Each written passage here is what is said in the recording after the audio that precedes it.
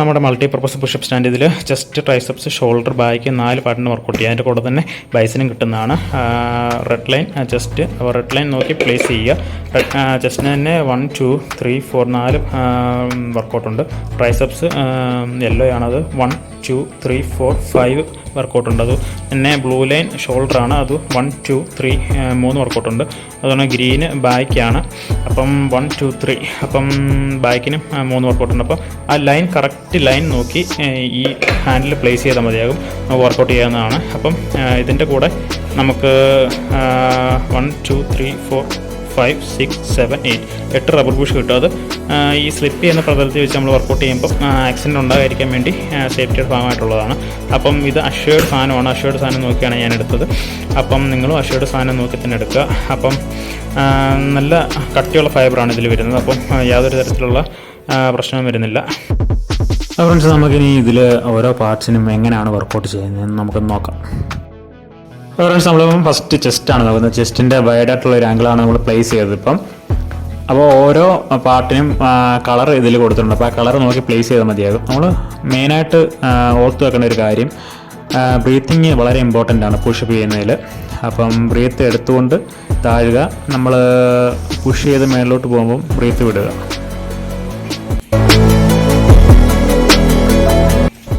അപ്പോൾ ചെസ്റ്റിൻ്റെ തന്നെ നെക്സ്റ്റ് വർക്കൗട്ടാണ്. നമ്മൾ നേരത്തെ വൈഡായിട്ടാണ് ചെയ്തത്. ഇത് ഇപ്പം കുറച്ചുകൂടെ അടുപ്പിച്ചുള്ള ഒരു പുഷപ്പാണ്.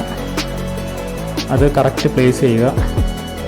പ്ലേസ് ചെയ്തതിന് ശേഷം നേരത്തെ പറഞ്ഞ പോലെ ബ്രീത്ത് എടുത്തുകൊണ്ട് താഴുക, ബ്രീത്ത് വിട്ടുകൊണ്ട് പുഷ് ചെയ്ത് മുകളിലേക്ക് പോവുക. എത്ര കൗണ്ട് എടുക്കാൻ പറ്റുമോ മാക്സിമം കൗണ്ട് നിങ്ങൾ എടുക്കുക. പിന്നെ മെയിനായിട്ടൊരു കാര്യം പറയാൻ ഞാൻ വിട്ടുപോയി, പുഷപ്പ് ചെയ്യുന്നതിന് മുന്നേ കറക്റ്റ് വാപ്പും കാര്യങ്ങളും, ജോയിൻറ്റ്സ്, റിബ്സ്, അതുപോലെ തന്നെ നെക്ക്, പിന്നെ എല്ലാ ജോയിൻസും നമ്മൾ ഫ്രീ ആയിട്ടൊന്ന് വാപ്പ് ചെയ്തതിന് ശേഷം മാത്രമേ പുഷപ്പ് ചെയ്യാൻ വേണ്ടി തുടങ്ങാവൂ. ഇപ്പോൾ നമ്മൾ പ്ലേസ് ചെയ്തത് ചെസ്റ്റിൻ്റെ തന്നെ നെക്സ്റ്റ് വർക്കൗട്ടാണ്.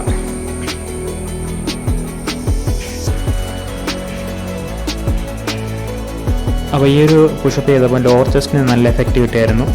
അപ്പം ഞാനീ പറയുന്നതിൽ എന്തെങ്കിലും തെറ്റുകുറ്റങ്ങളുണ്ടെങ്കിൽ അത് ദയവ് ചെയ്ത് കമൻറ്റ് ചെയ്യണം.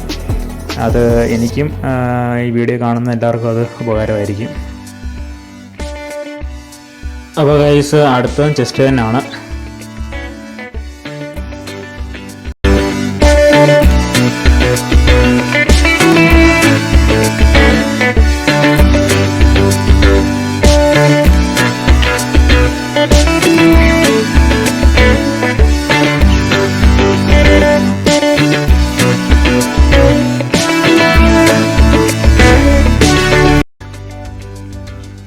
നമ്മൾ ട്രൈസ് തുടങ്ങുകയാണ്. ട്രൈസിൻ്റെ നല്ല വൈഡായിട്ടുള്ളൊരു പൊസിഷനാണ് ഫസ്റ്റ്.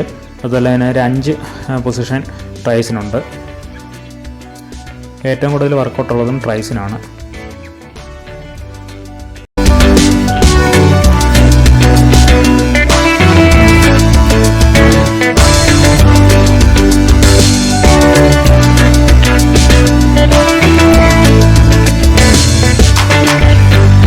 അപ്പോൾ നെക്സ്റ്റ് ട്രൈസിൻ്റെ നമ്മൾ അടുത്ത പൊസിഷൻ വർക്കൗട്ട് ചെയ്യുകയാണ്.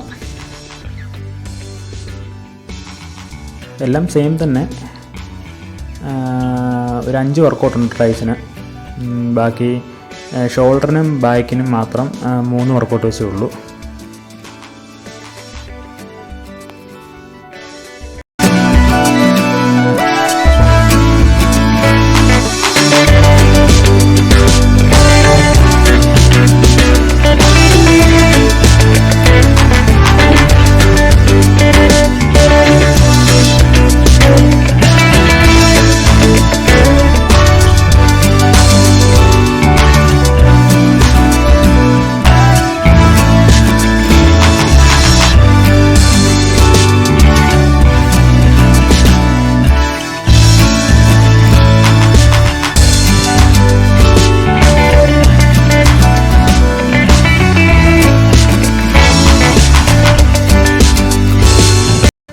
അപ്പോൾ നമ്മളിനി ഷോൾഡർ തുടങ്ങുകയാണ്. ഷോൾഡറിൻ്റെ ഫസ്റ്റ് വർക്കൗട്ട്.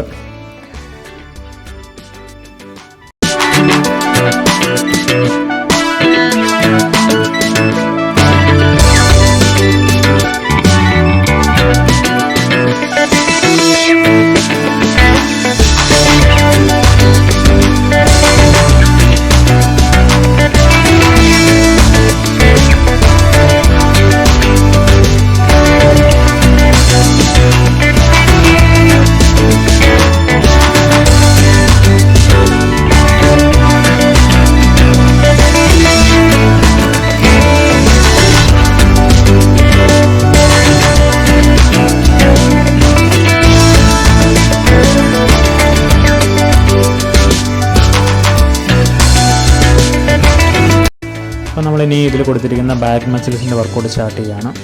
ഫസ്റ്റ് പൊസിഷൻ നമ്മൾ പ്ലേസ് ചെയ്തിട്ടുണ്ട്. അപ്പം നമ്മൾ ഫസ്റ്റ് പറഞ്ഞ പോലെ തന്നെ പുഷപ്പ് എടുക്കുന്നതിന് ഒരു മെത്തേഡേ ഉള്ളൂ. പൊസിഷൻ അങ്ങോട്ടും ഇങ്ങോട്ടും മാറുമെന്നേ ഉള്ളൂ. ബ്രീത്ത് എടുത്തുകൊണ്ട് താഴുക, ബ്രീത്ത് വിട്ടുകൊണ്ട് പുഷ് ചെയ്ത് മുകളിലേക്ക് വരിക.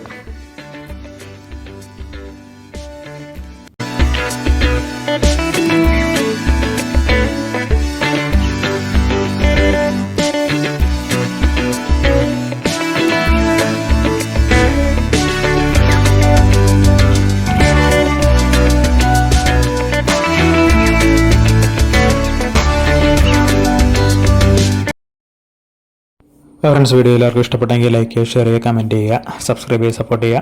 അപ്പം ബെല്ലൈക്കണൊക്കെ എനേബിൾ ചെയ്ത് വെക്കുകയാണെങ്കിൽ നമ്മുടെ അടുത്ത വീഡിയോസിൻ്റെ നോട്ടിഫിക്കേഷൻ വരുന്നതാണ്. അപ്പം നല്ലൊരു വീഡിയോ ആയിട്ട് വീണ്ടും കാണാം. Bye bye, take care.